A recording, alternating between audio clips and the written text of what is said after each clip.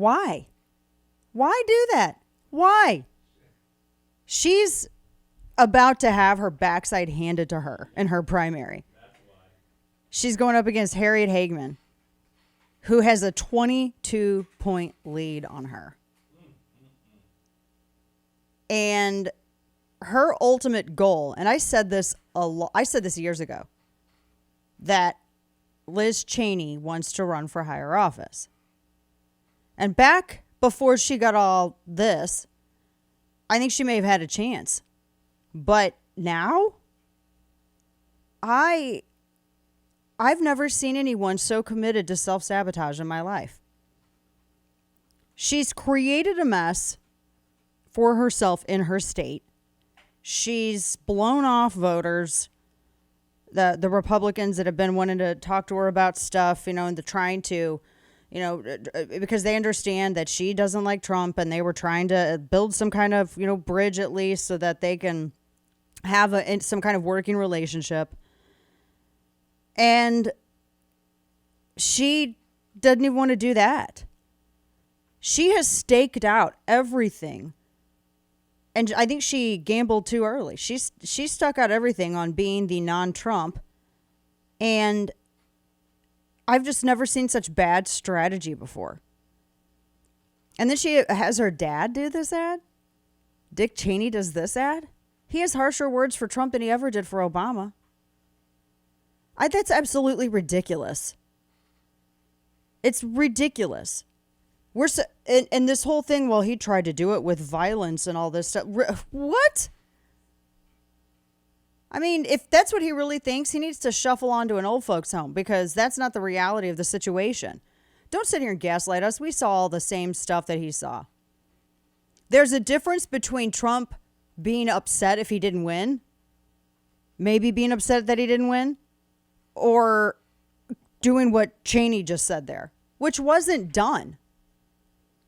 That's just you know what? That actually inflames. That's insightful. That's inciting. And to sit here, well, he didn't try to do it, but you want to know who did, though? Dick Cheney. And you never had any words for them. Out of all this time and through all these years, I didn't see one video about Dick Cheney condemning the abuse of the FISA courts. I didn't see one video from Dick Cheney condemning the members of the FBI that were involved in editing emails to hide the fact that Carter Page was a CIA asset against Russia, because they were trying to accuse him of being in collusion with Russia, and they needed to edit that inconvenient truth out. Never. And one of them well, he was taken to court and he was convicted. Never got a video from Dick Cheney on that. Never saw any kind of video on that from him. Never saw Liz Cheney call for any kind of special commission to look into that. They've allowed their hatred, and it's not Trump. I want you to realize he's an avatar. I know that people, and I'm not saying this to be like mean or disrespectful, this is not about Trump. This is not about Trump. He is an avatar for the voter. That's what he is. And you have these people in the establishment GOP. I know, because I have fought with these people and their handlers and everything else for years. This reminds me of when the Tea Party first started. I was on that very first call, and we had one of the first rallies that first week was in January. It's cold. And I remember the reaction of the establishment. They had no idea what to think of this, because they have never seen people who think like us in the streets like this.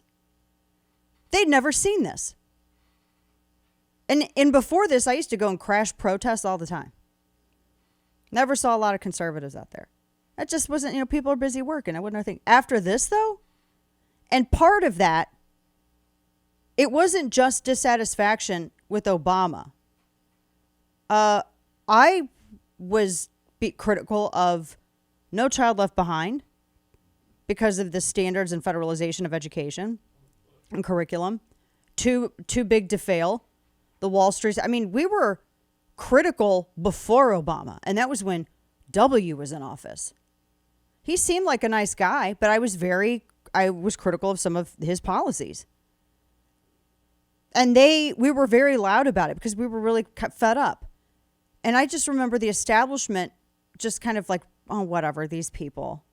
Like we were, the dirty, unwashed masses. It was weird. And then when we got in the streets and then the Tea Party became a force, the reaction of the establishment was bizarre. So at first they ignored us. Then they tried to kiss up. We'd have these rallies. I can't tell you. I've named some of them in the past. Some of these lawmakers who were in office would come up and they would ask to speak. Well, the rallies weren't for the lawmakers to speak. The rallies were for like the precinct chair who's in the streets, who's seeing what's happening with voter turnout and this and that, speaking to the people, telling them what they need. Our response was always that you're the lawmakers. You need to listen to what these people are saying. And then they got mad at us when they couldn't co-opt us. Later, that's one of the reasons I left. They ended up doing that. But they fought with us. They thought that we were rubes, that there is a certain way that you do politics and a certain way that you electioneer and a certain way that you get out the vote. I don't mean to insult people who are members of country clubs, but they had a very buttoned up country club approach to it. Okay. Not everybody has that. And it took them a long time to figure out how to work with grassroots people. And it wasn't until grassroots singularly delivered Republicans that shellacking victory in midterm election that gave them the House. It wasn't until that it took that much before they were like, oh, wow. Then we started replacing them in Senate and House of Representatives with grassroots candidates. That's how the Mike Lees and the Ted Cruzes got in there and a bunch of other people. But there was always that establishment faction that I felt always kind of harbored some resentment. They think that Washington should go their way. This is how it's always done. This is how you do it. It's maintaining status quo. Well, status quo has got us to this situation where Republicans spend as much as Democrats. Status quo has gotten us into this situation where Republicans compromise as much as Democrats. We're done with it. So we were replacing all their friends. And then Trump came along. Trump was chosen by voters to be a fist in the air towards everything that they had endured up to that point. They had been let down by Republicans. The establishment insisted that Romney run in 2012. All these people that like try to yell about the establishment, I think the establishment tried to get me fired when I was the token conservative at CNN. So I know exactly how the establishment works. They insisted, you got to go with Romney. I did not like Romney. Oh man, the establishment hated me for it. And he lost. So we were done. We were done with all this garbage. We were done with it. And so that's how Trump came about. And when he won, they were not expecting that. I really don't think that the establishment were. Democrats surely weren't.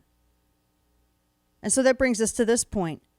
It's like they think that the way to get their grip back on control of the party is to be mean-spirited and yell and lecture lecture everybody. That's all these people have done, and I'm so damn tired of it. If I wanted to know what a cranky-ass old man in the woods was saying, I would go and ask, like a grandpa, one of the older men in our family. I don't need to hear from Dick Cheney. I don't need to hear progressive talking points from Dick Cheney. I don't need to see people beclown themselves in their twilight years to save the dying campaign of their offspring that treats all these seats like legacy positions. That really disappointed me because I was always kind of ambivalent about Dick Cheney. I didn't dislike him. I wasn't, a stan, but I didn't dislike him. Well, this has altered that.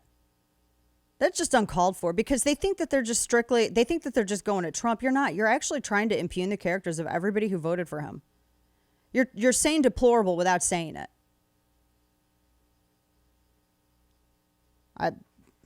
It's disappointing to see people debase themselves in the manner that Dick Cheney has and others. Was it worth it? You've lost your political legacy chances here and a congressional seat. Was it worth it?